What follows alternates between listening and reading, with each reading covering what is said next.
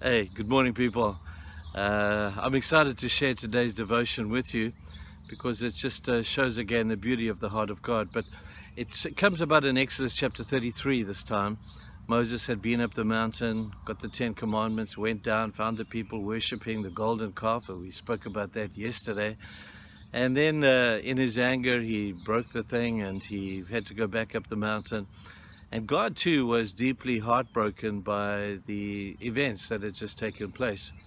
So he says to Moses, he said, Moses in Exodus 33, he says, Moses, fed up with these people. I brought them out of Egypt, they're ungrateful. But what I'm going to do is I'm going to wipe them out. And of you, because you're the only ones that I really like, I'm going to make of you a great nation. And I'll wipe all the others out. And we can all start all over again, Moses. And Moses had this incredible conversation with God. He said, Lord, you can't do that. And God said, why not? I am God, I can do what I like. And Moses said, no, God, you won't do that, because you have promised these people that you're going to take them to the promised land. And you have promised them that you will deliver them to the land that you have given them. And you have never, ever broken a promise. So I'm pretty sure that you're not going to be able to do this. You're not going to be able to wipe them out, because then you will not have fulfilled the promise that you gave to Abraham.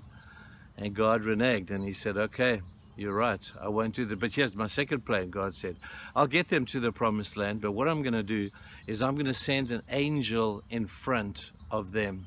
And I'll get the angel to lead them to the promised land, because you're right, I promised that to them. But I'm not going to go with them. I'll watch them from a distance. And Moses stood his ground again. He said, God, you can't do that. He says, God, you have promised that you personally will lead these people to the promised land. You can't send an angel. And he made a personal declaration to God. He said, God, if you don't lead us, I don't care how many angels you have lead us, I'm not taking one step more until I have the promise that you, God, Jehovah, will lead us to the land that you have promised to us. We will not settle for second best. We want you. And God said to Moses, okay, Moses, you have had a convincing argument here. You win. I will lead you to the land. And Moses made that beautiful declaration, and I think it's something that we should remind ourselves of continued. I'm not going to take one step further from here until I am assured of your presence with me. Now, I remember must be 30 years ago, Mike Rutter, my friend and my fellow pastor here at Norwegians, preached a sermon, and he preached a sermon on this passage that really impacted me 30 years ago, about declaring to God, I'm not taking one step further until I'm assured of your presence. And that has hung with me all these years, to say, you know, the presence of God makes all the difference.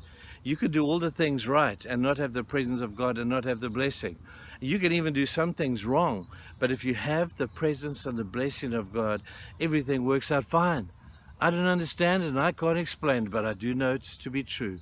There is no substitute for the presence of God. I don't want an angel. I don't want a host of angels singing and praising. I don't want that. We want God himself to lead us to where we want to go. This is a self-evaluation exercise, people. Maybe on this Thursday day, you take an evaluation and say, hey, who's leading you through life? Maybe you're leading yourself. Maybe your great giftedness and your great ability and your great power is leading you through life, and you think that that's good. Well, it might be, but it might not be. Because if God is not in it, if God is not it, then you're in trouble.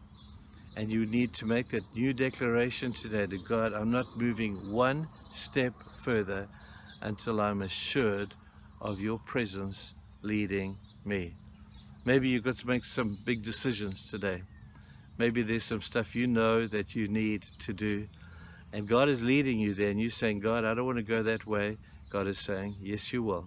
You will need to do that, because that is going to assure you of the very thing that there is no substitute for, the presence of God. So today, look at yourself. Have a look at your own life. This is a good time to do that and say, who's leading me through life? Is it my common sense, my logic, or is it God himself? I don't want anything else. I just want him. And when you have him, you'll find that he's enough. Have a great day, people. This is going to be a good day today. I think we should go and save the world. Cheers, you guys. Bye.